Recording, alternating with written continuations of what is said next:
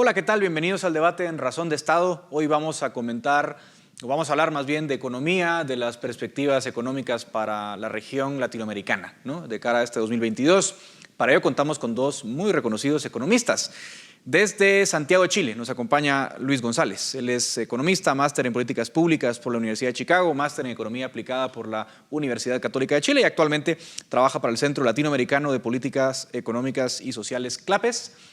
Y desde Ciudad de Panamá nos acompaña también otro economista muy reconocido, Edmundo Rivera. Él es vicepresidente del Banco Latinoamericano de Comercio Exterior, BLADEX.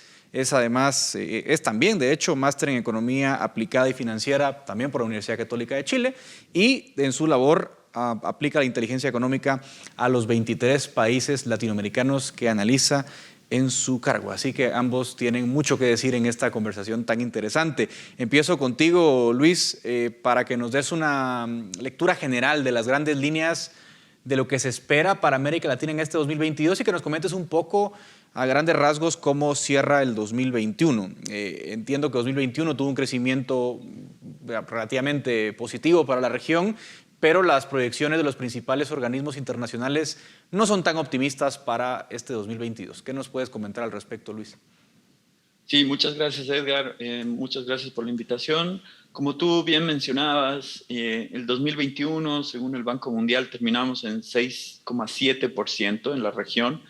Y lo que nos enteramos en el último reporte de las perspectivas globales es que efectivamente las expectativas de crecimiento para el 2022 y 2023 son significativamente más bajas. Estamos hablando de que al empezar el año tenemos como una expectativa de crecimiento de toda la región en un 2,6% y en 2023 lo mismo, algo mejor, 2,7%. ¿Y por qué estas cifras? Principalmente por los riesgos que se vislumbran en el horizonte. El tema de Omicron parece que todavía no está siendo bien manejado por la mayoría de los países. Hay casos específicos como de brotes significativos, como por ejemplo en México, en Bolivia, en Chile está empezando la ola a ser más fuerte. Y a esto se suman condiciones tanto económicas como físicas también, ¿no? Los eventos climáticos y también el tema de el manejo de la deuda. Yo creo que ese es un primer panorama que nos pinta cuáles son las perspectivas en este año. Edmundo, un poco para entender ese crecimiento 2021, ¿qué lo explicó? Porque si entendemos más o menos qué explica ese crecimiento 2021, podemos entender por qué para el 22 no se mantiene la misma inercia. Se dice que buena parte del crecimiento de la región tuvo que ver también con la demanda de materias primas desde las economías, digamos, desarrolladas, con la buena situación de las empresas, pero ¿por qué para 2022 no se mantiene el mismo impulso? Bueno, buenos días a todos. Quiero hacer un énfasis importante de que una vez a Borges le preguntaron en una entrevista en Londres qué opinaba de América Latina. Y él, muy molesto, él dijo que él no conocía a un latinoamericano, que él conocía era un mexicano, un argentino, un brasileño, un cubano, un dominicano. Y aquí viene el análisis también. Lo que pasó en América Latina lo podemos hacer un análisis de grandes rasgos, de que si bien el efecto de la política monetaria expansiva y fiscal que tuvo cada uno de los países, hubo un entorno muy favorable por la política monetaria expansiva y fiscal también de Estados Unidos, de la economía más desarrollada. Esa es la idea. Ahora, vuelvo a insistir lo que dice Borges, cada país tiene su característica. Para entender América Latina hay que dividirlo en dos grandes bloques. Hay un bloque que es Sudamérica, que depende totalmente de las exportaciones de commodities, principalmente dirigido al mercado asiático, sobre todo China. Ahí estamos hablando de Chile, ahí estamos hablando de Argentina, Brasil, Perú, de alguna manera Colombia, Ecuador. Pero hay otro bloque muy importante que está muy vinculado con la economía norteamericana. Como va a Estados Unidos, le va a esa economía. El ejemplo número uno en México y Centroamérica. Obviamente cada una de esas economías tiene sus vinculaciones y aprovecharon ese boom de los precios de los commodities, pero también hay que entender algo. Los problemas se mantienen, no solamente los problemas por el COVID, sino que también habían problemas antes del COVID. Ya desde antes del COVID había economías como por ejemplo Brasil, de alguna manera México, que entró en recesión, ya tenía sus problemas. Y ahí me va a permitir un minuto. Yo pienso que para analizar el 2021, para analizar el 2022 hay que entender cuatro factores importantes. Son como una especie de cuatro fantasmas, que lo tenemos claro. El primero es, hay el fantasma de la inflación. Más adelante podemos explicar cuáles son las razones y sus implicaciones, pero realmente es una realidad de que la inflación está afectando en América Latina y cada uno de los países. Puede ser inflación importada, puede ser inflación interna, pero cada uno de los países tiene ese problema. El segundo factor muy importante es el problema de la credibilidad fiscal. Eso ha generado un problema de que cómo se va a generar esa credibilidad fiscal, si es aumentando impuestos o reduciendo gastos o una política mixta.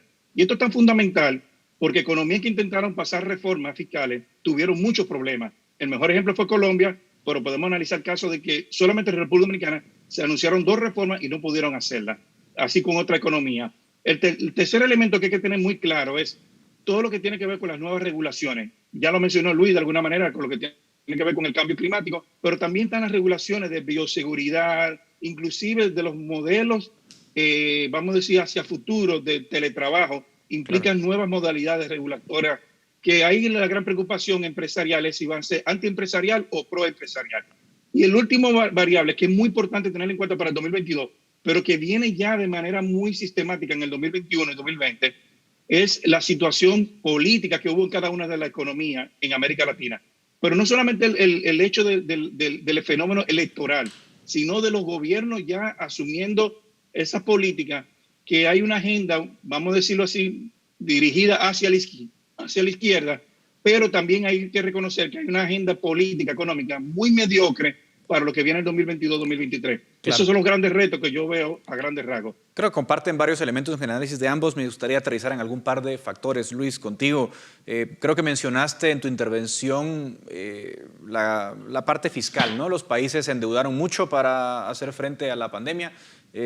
Estaba leyendo que en promedio la deuda pública como porcentaje del Producto Interno Bruto era el 60% en 2019, subió a 71% en 2020 y de alguna forma tendrán que equilibrar sus presupuestos. Eso implicará seguramente, Luis, pues recortar algunos programas sociales, recortar gasto. De alguna forma hay que balancear los presupuestos. ¿Cómo puede afectar eso en todo caso a la región, Luis?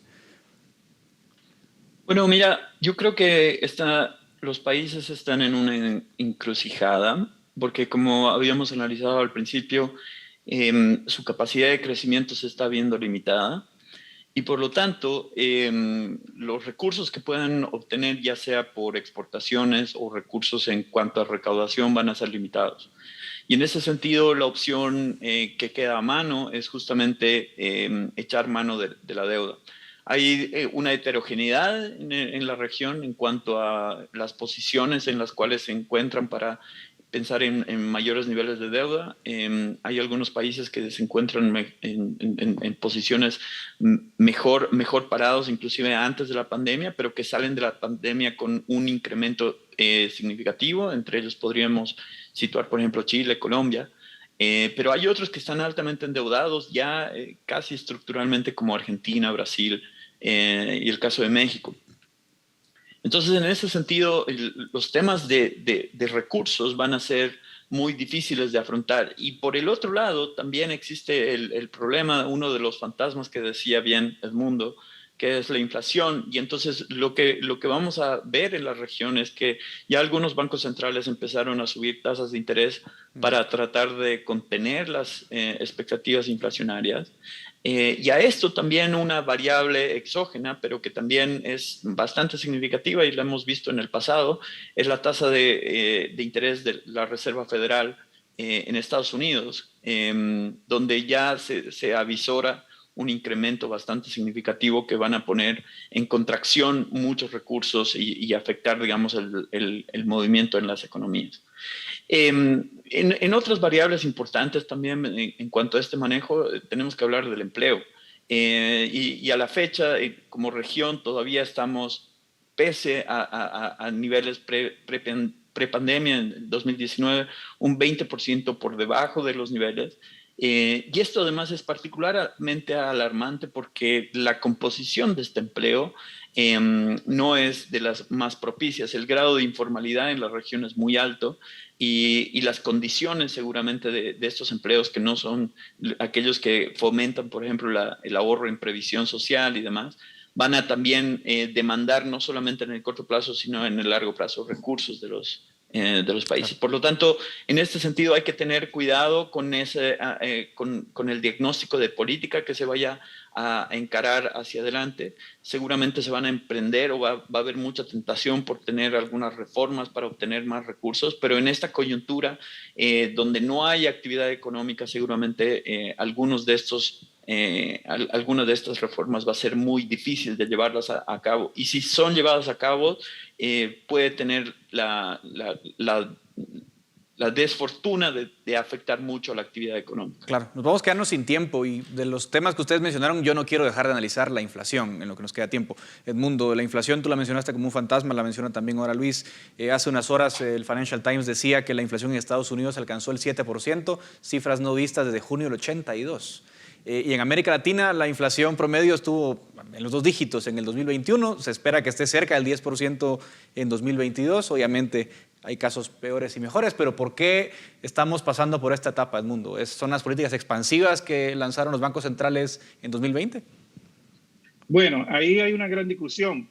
Yo soy de lo que pienso, pertenezco a la escuela de que esto es un fenómeno monetario y de la política monetaria expansiva y fiscal que ha habido en la economía, principales economías mundiales, incluyendo también América Latina. Pero no hay que de considerar el factor, vamos a decir, el shock a través de las cadenas de suministro. Eso ha tenido un impacto también en la formación de precios. Pero también hay que decir algo importante. Estamos en un mundo de complacencia todavía. Y yo creo todavía que las consecuencias verdaderas de la inflación no lo estamos viendo. Lo que pasa es que en América Latina, como tiene menos credibilidad que en Estados Unidos y en otra economía desarrollada, necesita generar una política monetaria, vamos a decir, más restrictiva. Y eso es lo que provocó en el 2021 el incremento de la tasa de interés en las principales economías, aparte de que hubieron presiones del tipo de cambio que le obligaron a hacer movimiento con la tasa de interés, pero tiene que tener en el largo plazo una tasa de interés real positiva. Como bien dijo Luis González, cuando comience a subir la tasa de interés en Estados Unidos va a haber presiones. Pero hay un punto importante que no quería dejar de mencionar, de lo que mencionó Luis anterior. El problema de la credibilidad fiscal no solamente tiene que ver con la razón deuda-PIB. Hay un problema grave es del presupuesto. Estamos hablando de los pagos de los intereses como porcentaje de los ingresos fiscales son relativamente muy altos en la principal economía de América Latina. Pero hay un problema adicional. Es que las demandas sociales que se han generado en todas estas economías ha provocado un incremento en el gasto público, pero no con el aumento suficiente de los niveles de ingresos. Y eso genera un problema de credibilidad fiscal en el mediano plazo. Y por eso las calificadoras han rebajado las calificaciones en algunas de estas economías y no hay perspectiva de que va a mejoría en el mediano plazo. Con respecto a la inflación, yo pienso que lo que está haciendo América Latina es preparándose un escenario de aumento de tasa de interés en Estados Unidos, que ya viene de por sí en el 2022. Se está hablando de 3 incrementos. Yo soy de lo que pienso que va a haber el primer incremento en marzo del 2022, porque están dadas las condiciones y además los factores, no solamente contener la inflación, sino las expectativas inflacionarias, hay que cambiarla, y eso es lo que yo llamo el efecto de complacencia.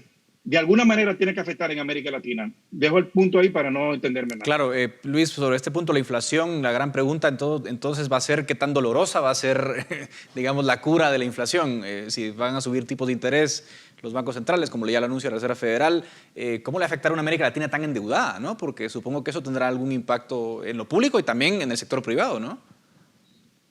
Sí, hay que recordar algo importante que nos enseñan en todos los cursos de economía, que en todas estas discusiones de más impuestos para obtener recursos y demás, hay un impuesto que es el más doloroso para la gente más vulnerable y pobre, y es el impuesto a la inflación. Y es que justamente el incremento de los precios, el tener, digamos, estas olas de inflación tan altas, lo que hace es que afecta al costo de vida especialmente de las familias más vulnerables. Y en ese sentido la receta la conocemos, y es ordenar la casa, ordenar el presupuesto, eficientar, digamos, el gasto público y en esa manera tratar de reencauzar y encontrar incentivos para lograr mayor crecimiento. Pero indudablemente va a ser un año muy duro, el 2022 y 2023, porque este fenómeno parece no contenerse, por lo menos en el corto plazo. Como me queda muy poco tiempo, quizás una pregunta igual a ambos. ¿Cuáles serían para cada uno de ustedes los países a seguir, digamos, los más alarmantes y los mejor preparados de la región para este 2022? Edmundo, empiezo contigo. Bueno, obviamente los países con más problemas en América Latina, ni hablar de Venezuela, Argentina. En menor medida yo estoy colocando en el países de análisis, de seguimiento profundo, El Salvador, con el problema del déficit fiscal, la deuda, igual con Costa Rica, a pesar que es una economía que genera mucha divisa, pero tiene problemas del déficit fiscal. Hay que decir también, si bien son economías relativamente sanas, con buenos grados de inversión, pero va a haber un deterioro en el mediano plazo. Estoy hablando de Perú, si no se enfoca bien con su política económica. Igual pasa con Chile también, hay que decir, va a haber un deterioro en algunos fundamentos, a pesar que es la mejor economía de América Latina. En cuanto a Colombia, yo creo que Colombia tiene buenos fundamentos, pero el problema de Colombia es las elecciones, no están muy claras, y si sube un candidato como Petro, ya cambia la correlación de fuerza. Y grandes ganadores, yo diría que grandes ganadores rápidamente, yo puedo mencionar a Panamá, República Dominicana, en menor medida Paraguay y Uruguay, así a grandes rasgos. Muchas gracias, Edmundo. Te hago la misma pregunta, Luis, pero aprovecho que estás en Santiago de Chile para que nos hagas un breve comentario luego sobre Chile también. Sí, solamente viendo las perspectivas económicas hacia adelante, evidentemente, por lo menos en Sudamérica, Colombia tiene expectativas de llegar a un 4,1%, algo bastante significativo después de tener, digamos, el problema de la pandemia. Lo mismo con el tema de Uruguay, tal vez Perú, que son países que están con tasas de crecimiento por encima del 3% esperadas, entonces son países que hay que seguir. Y bueno, digamos en Centroamérica y el Caribe, lo que hay que ver es cómo va a evolucionar, por ejemplo, uno de sus principales fuentes de ingresos, que es el turismo. Como bien mencionaba Edmundo, todavía hay muchas restricciones de movilidad e indudablemente el grupo que está muy golpeado y sin vislumbrar, digamos, alguna salida, por lo menos en el corto plazo, Venezuela, Argentina, que realmente están todavía muy golpeados estructuralmente, pese a que Argentina se ha recuperado significativamente del golpe, pero estructuralmente todavía está con muy bajo crecimiento. Con respecto a Chile, bueno, en Chile se han formado muchas expectativas por el nuevo gobierno. Puede decirse que hay una inflación, digamos, de esas expectativas, más allá de la inflación económica, que también es un reto, y que en paralelo hay este proceso constituyente que por lo menos ha despertado mucha incertidumbre. Entonces, en ese sentido, las proyecciones y las expectativas de crecimiento son muy moderadas. Si es que nosotros, pero sin embargo, es importante hacer un punto, y este es un ejercicio con los datos. Si nosotros mantenemos lo que se ha logrado hasta noviembre del 2021 y hacemos una proyección del mismo comportamiento sin hacer ningún cambio estructural, la economía para el 2021 crecería al 4,5%, que es mucho más alto a las expectativas de mercado, que las sitúan en torno a un 2,2%. Y por lo tanto, eso nos dice mucho de que si es que se mantiene en algún sentido la posibilidad de tener estructura, esta economía podría seguir creciendo, pero eso todavía está muy incierto, no se sabe qué va a deparar estos cambios estructurales que está viviendo el país. Pues bueno, les agradecemos muchísimo tanto a Luis como a Edmundo por este análisis, muchísimo que hablar, gracias por ser tan concisos. Hasta aquí llega esta vez el debate en Razón de Estado.